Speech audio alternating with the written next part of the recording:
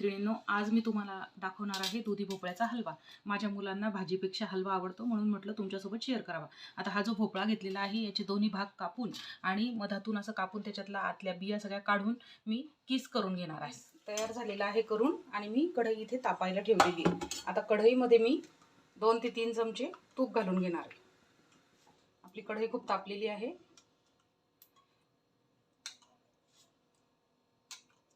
जवळपास 4 ते 5 चमचे मी इथं तूप घालून घेतलेले आहे। तूप टाकलेलं आहे। आता याच्यामध्ये थोडेसे 7-8 बदाम आणि 7-8 काजू याचं मी बारीक असं हे करून घेतलेलं आहे आणि आता याच्यामध्ये टाकणार आहे। 1-1.5 मिनिट परतून झालेलं आहे। आता हा किस आपल्याला न धुता न स्वच्छ करता, म्हणजे अगोदर मी धुवून घेतलेला होता भोपळा, त्यासाठी मी आता हे असं याच्यामध्ये 5 मिनिटासाठी याला असं परतून घेणार आहे।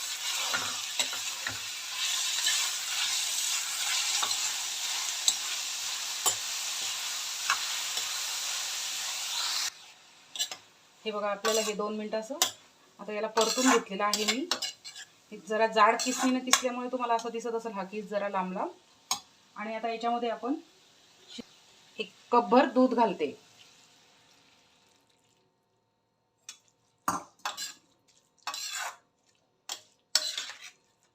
दूध चांगलं मिक्स करून घेतलेलं आहे।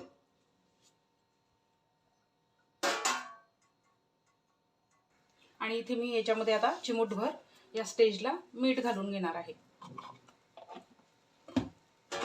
आणि परत एकदा मिक्स करून याला 7 ते 8 मिनिटांपर्यंत मंद गॅसवर शिजवून घेणार आहे।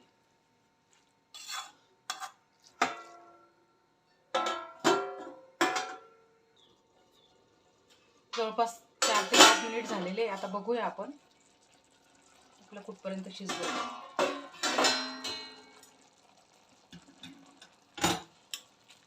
बऱ्यापैकी शिजलेलं आहे। आता आपण याच्यामध्ये टाकणार आहोत साखर। जवळपास मी 1 वाटी इथे साखर घेतलेली आहे। तुम्हाला जेवढं हवं गोड तेवढं तुम्ही याच्यामध्ये साखरेचा वापर करू शकता। आणि साखर चांगली मिक्स केल्यानंतर परत आपल्याला याला 10 मिनिटं शिजू द्यायचं आहे। बघूया आता आपण झाकण उघडून आपला हलवा झाला की नाही तो।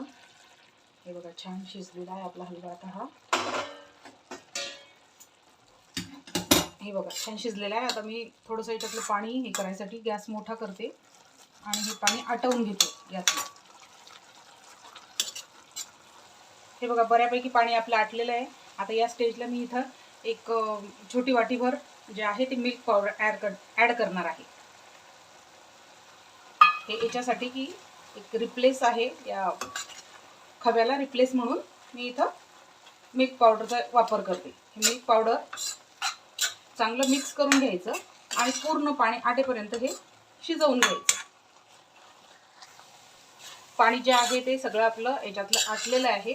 आता मी थोडासा याच्यामध्ये हिरव्या कलरचा फूड कलर जो आहे तो ॲड करणार आहे। हा ऑप्शनल आहे, तुम्हाला हवा असल्यास तुम्ही टाकू शकता किंवा स्किप करू शकता।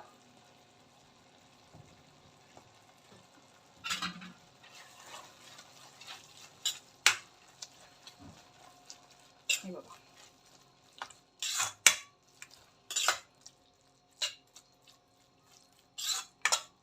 थोडासा कलर येण्यासाठी मी याचा वापर केलेला आहे, तुम्ही बघू शकता।